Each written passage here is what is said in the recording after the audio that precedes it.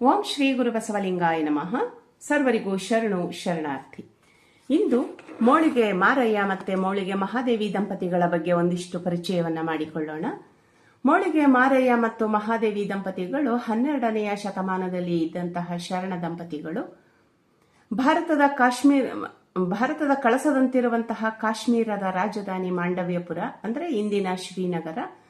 ಇಲ್ಲಿನ ರಾಜ ಮಹಾದೇವ ಭೂಪಾಲ ಪತ್ನಿ ಗಂಗಾದೇವಿ ಬಸವಣ್ಣನವರಿಂದ ಪ್ರಭಾವಿತರಾಗಿ ಕಲ್ಯಾಣಕ್ಕೆ ಬಂದು ನೆಲೆಸಿ ಕಟ್ಟಿಗೆಯನ್ನು ಮಾರಿ ಬಂದಂತಹ ಹಣದಿಂದ ದಾಸೋಹ ಮಾಡಿ ಬದುಕ್ತಾ ಇದ್ರಿಂದ ಇವರಿಗೆ ಮೋಳಿಗೆ ಮಾರಯ್ಯ ಮತ್ತೆ ಮೋಳಿಗೆ ಮಹಾದೇವಿ ಎನ್ನುವಂತಹ ಹೆಸರು ಬರುತ್ತೆ. ಮೋಳಿಗೆ ಮಾರಯ್ಯನವರು ನಿಕ್ಕಳಂಕ ಮಲ್ಲಿಕಾರ್ಜುನ ಎಂಬ ಅಂಕಿತದಿಂದ ಬರೆದಂತಹ ಸುಮಾರು 820 ವಚನಗಳು ಮತ್ತೆ ಮೋಳಿಗೆ ಮಹಾದೇವಿ ತಾಯಿಯವರು ಎನ್ನಯ್ಯ ಪ್ರಿಯ ಇಮ್ಮಡಿ ನಿಕ್ಕಳಂಕ ಮಲ್ಲಿಕಾರ್ಜುನ ಎಂಬ ಅಂಕಿತದಿಂದ ಬರೆದಂತಹ ಸುಮಾರು 70 ವಚನಗಳು ನಮಗೆ ಲಭ್ಯ ಇದೆ. ಇವರಿಗೆ ಲಿಂಗಾರತಿ ಎಂಬುವಂತಹ ಒಬ್ಬ ಮಗ ಇದ್ದ ಅಂತ ತಿಳಿದು ಬರುತ್ತೆ. ದಂಪತಿಗಳು ಜಂಗಮ ಅಮೋಹಿಗಳಾಗಿದ್ದು ನಿತ್ಯ 12,000 ಜಂಗಮಾರಾಧನೆಯನ್ನ ಮಾಡ್ತಾ ಆಮೇಲೆ ಅವರು ಪ್ರಸಾದವನ್ನ ಸ್ವೀಕಾರ ಮಾಡ್ತಾ ಇದ್ದಿದ್ದು ಅವರ ವಾಡಿಕೆಯಾಗಿತ್ತು. ಮಹಾದೇವ ಭೂಪಾಲನು ಕಲ್ಯಾಣದಲ್ಲಿ ಬಸವಣ್ಣನವರ ನೇತೃತ್ವದಲ್ಲಿ ನಡೀತಾ ಇದ್ದಂತಹ ಕ್ರಾಂತಿಯ ಅಂದ್ರೆ ಬದಲಾವಣೆ ಪರಿವರ್ತನೆಗಳನ್ನ ಕೇಳಿ ಬೆರಗಾಗ್ತಾರೆ. ಸಮಾಜವನ್ನ ಕಟ್ಟಲು ಬಸವಣ್ಣನವರು ಕೈಗೊಂಡಂತಹ ಚಳವಳಿಯಲ್ಲಿ ತಾವು ಕೂಡ ಭಾಗವಹಿಸಬೇಕು ಅಂತ ಅವರಿಗೆ ಅನ್ಸುತ್ತೆ. ಆಗ ಮಹಾದೇವ ಭೂಪಾಲ ತಮ್ಮ ಪತ್ನಿ ಗಂಗಾದೇವಿಯ ಜೊತೆ ಕಾಶ್ಮೀರವನ್ನ ಬಿಟ್ಟು ತಮ್ಮ ಅರಸೊತ್ತಿಗೆಯನ್ನು ತೊರೆದು ಆಧ್ಯಾತ್ಮ ಸಾಧನೆಗಾಗಿ ಕಲ್ಯಾಣಕ್ಕೆ ಬರ್ತಾರೆ.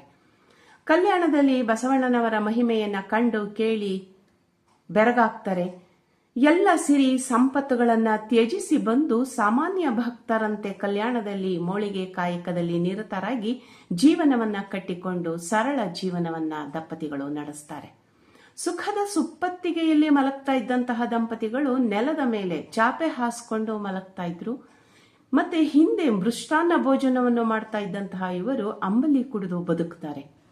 ಆಸ್ತಿ ಅಂತಸ್ತು ಅರಸೊತ್ತಿಗೆಗಳಿಗಿಂತ ಜನಸಾಮಾನ್ಯರ ದುಡಿಯುವ ವರ್ಗದ ಸರಳ ಜೀವನ ಬಹು ದೊಡ್ಡದು ಅಂತ ತಿಳಿದು ಸಾಮಾನ್ಯ ಭಕ್ತರಂತೆ ಬಾಳಿದ ದಂಪತಿಗಳು ಎಲ್ರಿಗೂ ಕೂಡ ಆದರ್ಶಪ್ರಾಯರಾಗ್ತಾರೆ. ರಾಜತ್ವ ಪ್ರಭುತ್ವಗಳನ್ನ ಧಿಕ್ಕರಿಸಿ ಬಂದು ಸರಳ ಜೀವನವನ್ನು ಮಾಡಲು ನೆಲೆ ನಿಂತು ಈ ಶರಣ ದಂಪತಿಗಳನ್ನ ಪರೀಕ್ಷಿಸಲು ಜಂಗಮ ವೇಷದಲ್ಲಿ ಗುರು ಬಸವಣ್ಣನವರು ಅವರ ಮನೆಗೆ ಬರ್ತಾರೆ. ಮಾರಯ್ಯನವರು ಕಟ್ಟಿಗೆ ತರಲು ಕಾಡಿಗೆ ಹೋಗಿದ್ರು. ಕುಟೀರದಲ್ಲಿ ಮಹಾದೇವಿ ಒಬ್ಬರೇ ಇದ್ರು. ಗುರು ಬಸವಣ್ಣನವರು ಮಹಾದೇವಿ ಕೊಟ್ಟಂತಹ ಅಂಬಲಿಯನ್ನ ಸೇವಿಸಿ ಬರುವಾಗ 2,000 ಹೊನ್ನಿನ ಜಾಳಿಗೆಯನ್ನ ಅಲ್ಲಿ ಬಿಟ್ಟು ಬರ್ತಾರೆ. ಮಾರಯ್ಯನವರು ಮನೆಗೆ ಬಂದಾಗ ಆ ಹೊನ್ನಿನ ಜಾಳಿಗೆಯ ಕೆಟ್ಟ ವಾಸನೆಯಂತೆ ಗೋಚರ ಆಗುತ್ತೆ. ಮನೆಯೆಲ್ಲ ಹುಡುಕಿದಾಗ ಆ ಹೊನ್ನಿನ ಜಾಳಿಗೆ ಸಿಗುತ್ತೆ. ಮಾರಯ್ಯನವರು ಕೇಳ್ತಾರೆ, ಮನೆಗೆ ಯಾರಾದ್ರೂ ಬಂದಿದ್ರಾ? ಮಹಾದೇವಿ ಹೇಳ್ತಾರೆ, ಹೌದು, ಗುರು ಬಸವಣ್ಣನವರು ಬಂದಿದ್ರು ಅಂತ ಹೇಳಿದಾಗ, ಓಹ್, ಇದು ಬಸವಣ್ಣನವರದೇ ಕೆಲಸ, ನಾವು ಬಡವರು ಅಂತ ಹೀಗೆ ಮಾಡಿದ್ದಾರೆ ಅಂತ ಹೇಳಿ ಬಸವಣ್ಣನವರ ಮೇಲೆ ಮಾರಯ್ಯನವರಿಗೆ ಬಹಳ ಕೋಪ ಬರುತ್ತೆ. ಬಸವಣ್ಣನವರಿಗೆ ಶ್ರೀಮಂತಿಕೆಯ ಮದ ಬಂತೇನೋ, ಹೊನ್ನ ಜಾಳಿಗೆಗಳು ತಮ್ಮಲ್ಲಿ ಮಾತ್ರ ಇದಾವೆ ಅಂತ ಅವ್ರು ಭಾವಿಸಿದಾರ? ತನಗೆ ಕರುಣಿಸಿದ ಪರಮಾತ್ಮ ಮತ್ತೊಬ್ಬರಿಗೆ ಕರುಣಿಸಿಲ್ಲ ಅಂತ ತಿಳ್ಕೊಂಡಿದಾರ ಅವರು? ಭಕ್ತಿಯ ಆಚರಣೆಯಲ್ಲಿ ತಮಗೊಬ್ಬರಿಗೆ ಮಾತ್ರ ತಿಳಿದಿದೆ ಅಂತ ಅವರಿಗೆ ಅಹಂಕಾರ ಇದೆಯಾ ಅಂತ ಹೇಳ್ಬಿಟ್ಟು ಬಸವಣ್ಣನವರು ಇರಿಸಿದಂತಹ ಹೊನ್ನ ಜಾಳಿಗೆಯನ್ನ ಕೈಯಿಂದಲೂ ಕೂಡ ಮುಟ್ಟದೆ ಕಟ್ಟಿಗೆಯಿಂದಲೇ ಅದನ್ನ ಜಾಡಿಸಿ ಆಚೆಗೆ ಹಾಕ್ತಾರೆ. ಬಹಳ ನೊಂದುಕೊಂಡು ಹೇಳ್ತಾರೆ, ಬಡವನೆಂದು ನಿಮ್ಮವರು ನಿಧಾನವ ನೀವರಯ್ಯ, ನಾನು ಬಡವನಾದಡೆ ನೀನು ಬಡವನೇ ನಿಕ್ಕಳಂಕ ಮಲ್ಲಿಕಾರ್ಜುನ ಅಂತ ದೇವರಲ್ಲಿ ತಮ್ಮ ದುಃಖವನ್ನ ವ್ಯಕ್ತಪಡಿಸ್ತಾರೆ. ಆಗಲೇ ಗುರು ಬಸವಣ್ಣನವರು ಭಕ್ತಿ ವಿಶೇಷವ ಮಾಡುವರೆ 10 ಬೆರಳುಗಳುಂಟು, ಹಾಸಿ ದುಡಿವಡೆ ತನಗುಂಟು, ತನ್ನ ಪ್ರಮಥರಿಗುಂಟು ಮಾರಿ ತಂದೆಗಳಂತೆ ಎನಗೆ ಕಹುದಯ್ಯ, ರತ್ನದ ಸಂಕಲೆಯ ನಿಕ್ಕಿ ಕಾಡಿದ ಕೂಡಲ ಸಂಗಮ ದೇವ ಶಿವಧೋ ಅಂತ ಹೇಳ್ತಾರೆ. ಪರದ್ರವ್ಯವನ್ನ ಮುಟ್ಟಬಾರದು ಎಂಬ ಶರಣರ ಸಿದ್ಧಾಂತಕ್ಕೆ ಬದ್ಧರಾದಂತಹ ಈ ಶರಣ ದಂಪತಿಗಳು ಅಂದಿನಿಂದ ಕಲ್ಯಾಣದಲ್ಲಿ ಜನಪ್ರಿಯತೆಯನ್ನ ಪಡೆದುಕೊಂಡು ಸಾಧನೆಯನ್ನ ಮಾಡ್ತಾರೆ. ಧೀರ ಮೋಳಿಗೆ ಮಾರಯ್ಯ ಎನ್ನುವಂತಹ ಬಿರುದನ್ನ ಕೂಡ ಪಡಿತಾರೆ. ಮಾರಯ್ಯನವರು ಕೈಲಾಸಕ್ಕೆ ಹೋಗ್ಬೇಕು ಅಂತ ಬಯಸಿದಾಗ ಮಹಾದೇವಿ ತಾಯಿಯವರು ಹೇಳ್ತಾರೆ, ಕೈಲಾಸಕ್ಕೆ ಹೋಗಲು ಭಕ್ತಿ ಮಾಡೋದಾದ್ರೆ ಅದೇನು ಕೈಕೂಲಿಯೇ? ಪ್ರಶ್ನೆಯನ್ನ ಮಾಡ್ತಾರೆ ಗಂಡನಿಗೆ. ಕಾಯಕವೇ ಕೈಲಾಸವಾದ ಬಳಿಕ ಮತ್ತೊಂದು ಕೈಲಾಸ ಎಂಬುದು ಉಂಟೆ ಅಂತ ಕೇಳಿದಾಗ ಮಾರಯ್ಯನವರಿಗೆ ವಿವೇಕ ಜಾಗೃತ ಆಗುತ್ತೆ. ಪತ್ನಿಯ ಅನುಭವವನ್ನ ಕಂಡು ಅವರು ಹೆಮ್ಮೆ ಪಡ್ತಾರೆ. ಆಗ ಮಾರಯ್ಯನವರು ಕೈಲಾಸದ ಆಸೆಯನ್ನ ಬಿಟ್ಟು ಕಲ್ಯಾಣದಲ್ಲೇ ಕೈಲಾಸವನ್ನು ಕಾಣುವಂತಹ ಪ್ರಯತ್ನವನ್ನ ಮಾಡ್ತಾರೆ. ಸತಿಪತಿಗಳೊಂದಾದ ಭಕ್ತಿ ಹಿತವಾಗಿಪ್ಪುದು ಶಿವಂಗೆ ಎನ್ನುವಂತೆ ಈ ಶರಣ ದಂಪತಿಗಳು ಆಧ್ಯಾತ್ಮ ಸಾಧನೆಯನ್ನ ಮಾಡಿ ಕಲ್ಯಾಣ ಕ್ರಾಂತಿಯ ನಂತರ ಕಲ್ಯಾಣದ ಸಮೀಪದಲ್ಲಿರುವಂತಹ ಮೌಳಿಕೇರಿಗೆ ಬಂದು ಅಲ್ಲಿ ಲಿಂಗೈಕ್ಯರಾಗ್ತಾರೆ. ಕಲ್ಯಾಣದ ಶರಣರನ್ನ ಕಂಡು ಮೌಳಿಗೆ ಮಹಾದೇವಿ ತಾಯಿಯವರು ಹೇಳ್ತಾರೆ, ಅಯ್ಯ ನಿಮ್ಮ ಆದ್ಯರ ವಚನವ ಕೇಳಿ ಎನ್ನಂಗದ ಭಂಗ ಹಿಂಗಿತ್ತು ನೋಡ. ನಿಮ್ಮ ಶರಣರ ಸಂಘದಿಂದ ಮಹಾಲಿಂಗದ ಸಂಯೋಗವಾಯಿತು ನೋಡ. ಅಯ್ಯ ನಿಮ್ಮ ಶರಣರ ಸಂಘದಿಂದ ಮಹಾಪ್ರಸಾದದ ಪರುಷವ ಕಂಡೆ. ಆ ಪರುಷದ ಮೇಲೆ 3 ಜ್ಯೋತಿಯ ಕಂಡೆ. ಆ ಜ್ಯೋತಿಯ ಬೆಳಗಿನಲ್ಲಿ 9 ರತ್ನವ ಕಂಡೆ. ಆ ರತ್ನಗಳ ಮೇಲೆ 1 ಅಮೃತದ ಕೊಡನ ಕಂಡೆ. ಕಂಡವನೇ ಉಂಡ, ಉಂಡವನೇ ಉರಿದ, ಉರಿದವನೇ ಕರದ, ಕರದವನೇ ನೆರೆದ, ನೆರೆದವನೇ ಕುರುಹನರಿದ, ಅರಿದವನೇ ನಿಮ್ಮನರಿದ ಎನ್ನಯ್ಯ ಪ್ರಿಯ ಇಮ್ಮಡಿ ನಿಕ್ಕಳಂಕ ಮಲ್ಲಿಕಾರ್ಜುನ. ಇದು ಮಹಾದೇವಿ ತಾಯಿಯವರ ಬೆಳಗಿನ ವಚನ. 3 ಜ್ಯೋತಿ ಅಂತಂದ್ರೆ ತ್ರಿಕಾಲಗಳು, ನವರತ್ನಗಳು ಅಂತಂದ್ರೆ ನವಗುಣ, ನವಸ್ಥಳಗಳು, ಗುರುಸ್ಥಳ, ಲಿಂಗಸ್ಥಳ, ಜಂಗಮ ಸ್ಥಳ, ಭಕ್ತಿ ಸ್ಥಳ, ಮಹೇಶ್ವರ ಸ್ಥಳ, ಪ್ರಸಾದಿ ಸ್ಥಳ, ಶರಣ ಸ್ಥಳ, ಐಕ್ಯ ಸ್ಥಳ ಎನ್ನುವಂತಹ ಈ ರತ್ನದ ಮೇಲೆ ಕಾಣುವಂತಹ ಅಮೃತದ ಕೊಡ ಅಂತಂದ್ರೆ ಅದೇ ಆತ್ಮ. ಈ ನವಗುಣ ಸ್ಥಳಗಳಿಂದ ಆತ್ಮ ಪರಮಾತ್ಮನಾಗ್ತಾನೆ, ನರ ಹರನಾಗ್ತಾನೆ, ಜೀವ ದೇವನಾಗ್ತಾನೆ ಎನ್ನುವುದು ಮಹಾದೇವಿ ತಾಯಿಯವರು ಹೇಳಿದಂತಹ ವಿಚಾರ. ಇದೇ ಅರ್ಥ ಇರುವಂತಹ ವಚನವನ್ನು ಮಾರಯ್ಯನವರು ಕೂಡ ಬರೆದಿರೋದನ್ನ ನಾವು ನೋಡಬಹುದು. ಮಹಾದೇವಿ ತಾಯಿಯವರು ಇನ್ನೊಂದು ವಚನದಲ್ಲಿ ಹೇಳ್ತಾರೆ, ಕಲ್ಲ ಬಿತ್ತಿ ನೀರ ನೆರೆದಲ್ಲಿ ಪಲ್ಲವಿಸುವುದೇ ದಿಟದ ಬೀಜದ ವೃಕ್ಷದಂತೆ. ಶ್ರದ್ಧೆ, ಸನ್ಮಾರ್ಗ, ಭಕ್ತಿ ಇಲ್ಲವಾದಲ್ಲಿ ಗುರುಭಕ್ತಿ, ಶಿವಲಿಂಗ ಪೂಜೆ, ಚರಸೇವೆ, ತ್ರಿವಿಧ ಇತ್ತವೇ ಉಳಿಯಿತು. ಮತ್ತೆ ನಿಜ ವಸ್ತುವಿನ ಸುದ್ದಿ ನಿಮಗೆತ್ತಣದೋ. ಎನ್ನಯ್ಯ ಪ್ರಿಯ ಇಮ್ಮಡಿ ನಿಕ್ಕಳಂಕ ಮಲ್ಲಿಕಾರ್ಜುನನಲ್ಲಿ ವಿಶ್ವಾಸವಿರಬೇಕು. ಮಹಾದೇವಿ ತಾಯಿಯವರು ಪ್ರಶ್ನೆಯನ್ನ ಕೇಳ್ತಾರೆ. ಪ್ರಶ್ನೆಯನ್ನ ಕೇಳಿ ಮತ್ತೆ ಅವರೇ ಉತ್ತರವನ್ನ ಕೊಡ್ತಾರೆ. ಒಂದು ಪಕ್ಷಿಗೆ 2 ರೆಕ್ಕೆಗಳಿದ್ದಂತೆ, ಅವು ಒಂದು ಬಿಟ್ಟು ಒಂದು ಮತ್ತೊಂದು ಇರಲ್ಲ ಅನ್ನೋ ಹಾಗೆ ಜ್ಞಾನ ಇಲ್ಲದ ಕ್ರಿಯೆ ಹೆಂಗೆ ವ್ಯರ್ಥವೋ ಅದೇ ರೀತಿ ಕ್ರಿಯೆ ಇಲ್ಲದ ಜ್ಞಾನವೂ ಕೂಡ ವ್ಯರ್ಥ. ಹಾಗೆ ಕಲ್ಲನ್ನ ಬಿತ್ತಿ ನೀರನ್ನ ಎರೆದು ಗೊಬ್ಬರವನ್ನ ಹಾಕಿದ್ರು ಅದು ಹೇಗೆ ಫಲವನ್ನು ಕೊಡಕ್ ಸಾಧ್ಯ ಇಲ್ವೋ ಅದೇ ರೀತಿ ನಿಜ ವಸ್ತುವಿನ ಭಕ್ತಿ ಇಲ್ಲದ ಪೂಜೆ ಅನ್ನೋಂಥದ್ದನ್ನ ಹೇಳ್ತಾರೆ. ಕಾಯ ಉಳ್ಳನ್ನಕ್ಕ ಕರ್ಮ ಬಿಡೋದು, ಜೀವ ಉಳ್ಳನ್ನಕ್ಕ ಪ್ರಕೃತಿ ಬಿಡೋದು ಅಂತ ಹೇಳ್ತಾ ಕಾಯಕ್ಕೂ ಇರುವಂತಹ ಸಂಬಂಧವನ್ನ ಮಹಾದೇವಿ ತಾಯಿಯವರು ಹೇಳ್ತಾರೆ. ಕಾಯಕವೇ ಕೈಲಾಸವಾದ ಮೇಲೆ ಮತ್ತೊಂದು ಬೇರೆ ಕೈಲಾಸವೆಲ್ಲಿದೆ ಎನ್ನುವಂತಹ ಪ್ರಶ್ನೆಯನ್ನ ಮಾಡ್ತಾರೆ. ಇನ್ನೊಂದು ವಚನದಲ್ಲಿ ನಡೆ ನುಡಿ ಶುದ್ಧಿ ಇಲ್ಲದವರ ಬಗ್ಗೆ ಹೇಳ್ತಾರೆ. ಊರ್ವಶಿ ಕರ್ಪೂರವ ತಿಂದು ಎಲ್ಲರಿಗೆ ಮುತ್ತ ಕೊಟ್ಟಡೆ ಮೆಚ್ಚುವರಲ್ಲದೆ, ಹಂದಿ ಕರ್ಪೂರವ ತಿಂದು ಎಲ್ಲರಿಗೆ ಮುತ್ತ ಕೊಟ್ಟಡೆ ಮೆಚ್ಚುವರೆ, ಹುಡು ಹುಡು ಎಂದಟ್ಟುವರಲ್ಲದೆ. ನಡೆ ನುಡಿ ಶುದ್ಧ ಉಳ್ಳವರು ಪುರಾತನರ ವಚನವ ಓದಿದಡೆ ಅನುಭಾವ ಮಾಡಿದಡೆ ಮೆಚ್ಚುವರಲ್ಲದೆ. ನಡೆ ನುಡಿ ಶುದ್ಧವಿಲ್ಲದವರು ಪುರಾತನರ ವಚನವ ಓದಿದಡೆ ಅನುಭಾವ ಮಾಡಿದಡೆ ಮೆಚ್ಚುವರೆ. ನಡೆ ನುಡಿ ಶುದ್ಧವಿಲ್ಲದವರು ಪುರಾತನರ ವಚನವ ಓದಿದಡೆ ಆ ಹಂದಿಗಿಂತ ಕರಕಷ್ಟ ಎನ್ನಯ್ಯ ಪ್ರಿಯ ಇಮ್ಮಡಿ ನಿಕ್ಕಳಂಕ ಮಲ್ಲಿಕಾರ್ಜುನ. ಎಂತ ಅದ್ಭುತವಾದಂತಹ ವಚನ. ನಡೆನುಡಿ ಶುದ್ಧ ಇರಬೇಕು ಅಂತ ಅನ್ನೋಂಥದ್ದನ್ನ ಇವರು ಹೇಳ್ತಾರೆ. ಊರ್ವಶಿ ಕರ್ಪೂರ ತಿಂದು ಮುತ್ತನ್ನು ಕೊಟ್ರೆ ಅವರು ಮೆಚ್ಚುತ್ತಾರೆ. ಆದರೆ ಕೆಟ್ಟ ಹೊಲಸು ಪ್ರದೇಶದಲ್ಲಿರುವಂತಹ ಹಂದಿ ಕರ್ಪೂರವ ತಿಂದು ಮುತ್ತು ಕೊಟ್ರೆ ಅದನ್ನ ಮೆಚ್ಕೊಂತಾರ. ಹೋಗು ಹೋಗು ಅಂತ ಹುಡು ಅಂತ ದೂರ ಕಳಿಸ್ತಾರೆ. ಅದೇ ರೀತಿ ನಡೆ ನುಡಿ ಶುದ್ಧ ಇದ್ದಂಥವರು ಪುರಾತನರ ವಚನವ ಓದಿದ್ರೆ, ಆ ವಚನಗಳ ಮೇಲೆ ಅನುಭವವನ್ನ ಮಾಡಿದ್ರೆ ಎಲ್ಲರೂ ಮೆಚ್ಕೊಳ್ತಾರೆ. ಆದರೆ ನಡೆ ನುಡಿ ಶುದ್ಧ ಇಲ್ಲದೆ ಇರುವಂಥವರು ಆ ಕೆಲಸವನ್ನ ಮಾಡಿದ್ರೆ ಮೆಚ್ಚಲ್ಲ.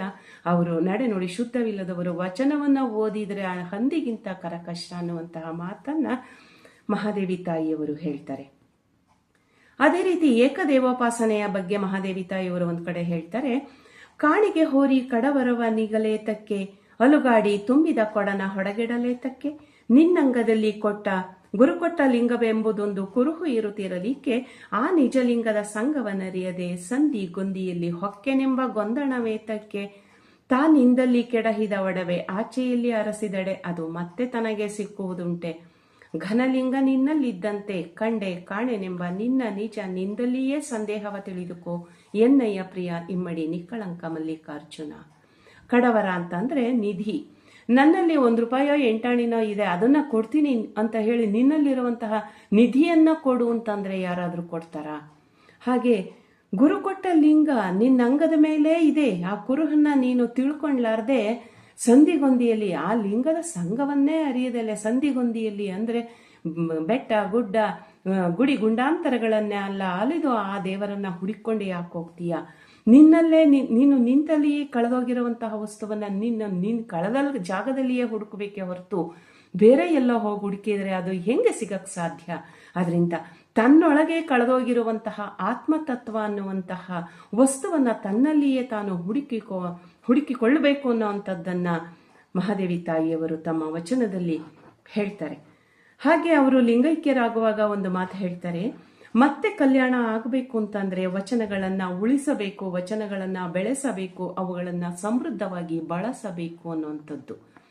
ಆಗ ಅವರ ಆಶಯದಂತೆ ಆಗಬೇಕಂತಂದ್ರೆ ನಾವೆಲ್ಲರೂ ಕೂಡ ವಚನವನ್ನ ಉಳಿಸ್ಬೇಕು, ಸಂರಕ್ಷಣೆ ಮಾಡಬೇಕು, ಹಾಗೆ ಅದನ್ನ ಬೆಳೆಸಬೇಕು, ಮತ್ತೆ ಅದನ್ನ ನಮ್ಮ ಬದುಕಿನಲ್ಲಿ ಅಳವಡಿಸಿಕೊಂಡು ಅದನ್ನ ಆ ವಚನಗಳಂತೆ ನಾವು ನಡಿಬೇಕು.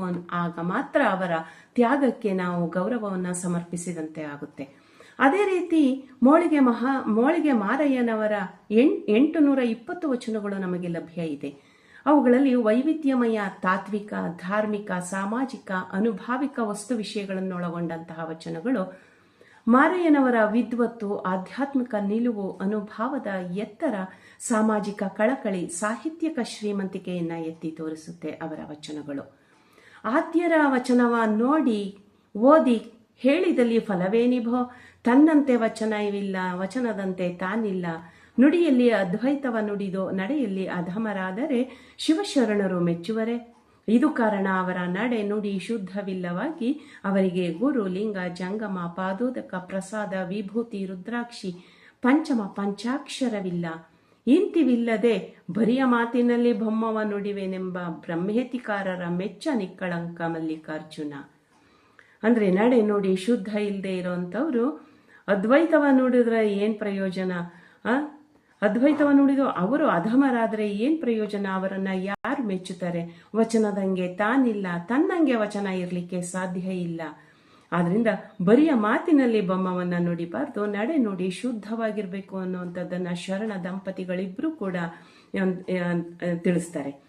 ಹಾಗೆ ಕಲ್ಯಾಣ ಕ್ರಾಂತಿಯಾದಾಗ ಕೊನೆಯ ದಿನಗಳ ಚಿತ್ರಣವನ್ನ ನಮಗೆ ಕಣ್ಣಿಗೆ ಕಟ್ಟುವಂತೆ ಮನ ಮಿಡಿಯುವಂತೆ ಮಾರಯ್ಯನವರು ತಮ್ಮ ವಚನದಲ್ಲಿ ವರ್ಣಿಸ್ತಾರೆ.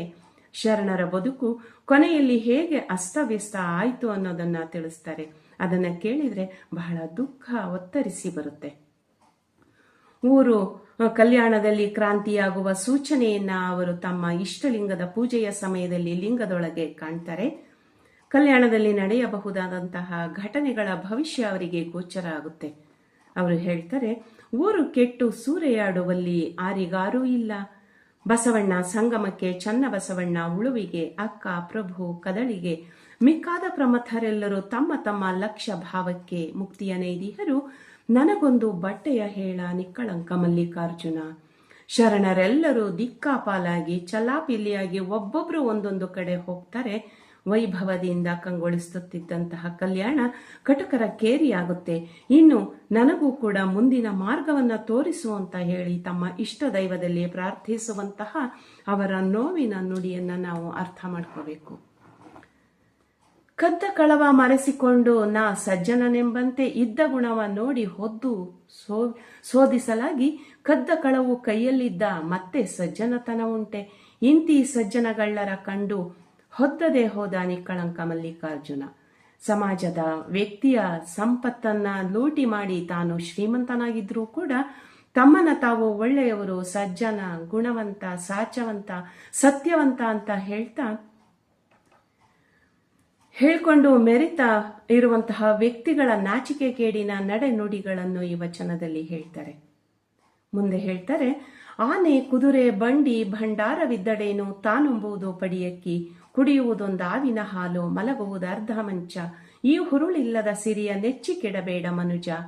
ಒಡಲು ಭೂಮಿಯ ಸಂಗ ಒಡವೆ ತಾನೇನಪ್ಪುದೋ ಕೈಬಿಡಿದ ಮಡದಿ ಪರರ ಸಂಗ ಪ್ರಾಣವಾಯುವಿನ ಸಂಗ ಸಾವಿಂಗೆ ಸಂಗಡವಾರೂ ಇಲ್ಲ ಕಾಣ ನಿಕ್ಕಳಂಕ ಮಲ್ಲಿಕಾರ್ಜುನ. ದುಡಿಮೆಯೇ ದುಡ್ಡಿನ ತಾಯಿ ಎಂಬುದಕ್ಕೆ ಕಾಶ್ಮೀರದ ಅರಸ ಮೋಳಿಗೆ ಮಾರಯ್ಯನವರೇ ಸರಿಯಾದ ಉದಾಹರಣೆ ಆಗ್ತಾರೆ. ಅವರು ಆನೆ, ಕುದುರೆ, ಅರಮನೆ, ಭಂಡಾರಗಳ ಜೊತೆ ಒಂದು ಕಾಲದಲ್ಲಿ ಸುಖದ ಸುಪ್ಪತ್ತಿಗೆಯಲ್ಲಿದ್ದವರು. ದುಡಿಮೆಯಲ್ಲಿ ಅಪಾರ ಸಂಪತ್ತಿದೆ ಎಂಬುದನ್ನು ಕಂಡು ಕಲ್ಯಾಣದ ಪರಿಸರದಲ್ಲಿ ಕಂಡುಕೊಂಡಂತಹ ಅತ್ಯದ್ಭುತವಾದಂತಹ ಸಂಗತಿ. ಆನೆ, ಕುದುರೆ, ಅಧಿಕಾರ, ಸಂಪತ್ತು ಇವೆಲ್ಲವೂ ಇದ್ರೂ ಕೂಡ ನಾನು ಊಟ ಮಾಡೋದಿಷ್ಟು ಒಂದೇ ಒಂದು ಹಿಡಿ ಅನ್ನ, ಕುಡಿಯೋದು ಒಂದೇ ಒಂದು ಹಸಿನ ಹಾಲು, ಮಲಗೋಕ್ಕೆ ಅರಮನೆ ಇದ್ರೇನೋ ಮಲಗೋದು ಅರ್ಧ ಮಂಚದಲ್ಲಿ ಮಾತ್ರ. ಆದ್ರಿಂದ ಈ ಹುರುಳಿಲ್ಲದ ಸಿರಿಯನ್ನ ಕೆಡಬೇಡ, ಆವ ವಿದ್ಯೆ ಕಲಿತಡೇನೋ ಸಾವ ವಿದ್ಯೆ ಬೆನ್ನ ಬಿಡೋದು ಅನ್ನುವಂತೆ ಅವರು ಸಾವು ಬಂದಾಗ ಯಾರಿಗೆ ಯಾವ ರೀತಿ ಯಾವ ಸಂದರ್ಭದಲ್ಲಿ ಸಾವು ಬರುತ್ತೋ ಗೊತ್ತಿಲ್ಲ. ಸಾವು ಬಂದಾಗ ಒಡಲು ಭೂಮಿಯ ಪಾಲಾಗುತ್ತೆ, ಪ್ರಾಣ ವಾಯುವಿನ ಪಾಲಾಗುತ್ತೆ, ಕೈ ಹಿಡಿದ ಹೆಂಡತಿ ಮತ್ತೊಬ್ಬರ ಪಾಲಾಗ್ತಾಳೆ, ಗಳಿಸಿಟ್ಟ ಹಣವೂ ಕೂಡ ಬೇರೆಯವರ ಪಾಲಾಗುತ್ತೆ.